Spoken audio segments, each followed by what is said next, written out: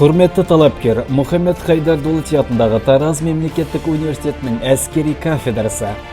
Жамбыл облысындағы жалғыз әскери кафедра. Әскери кафедра запастағы офицерлер бағдарламасы бойынша әскери даярлық ережесіне сәйкес келесі әскери есептік мамандықтар бойынша ақысыз және ақылы негізде оқытуды ұйымдастырады.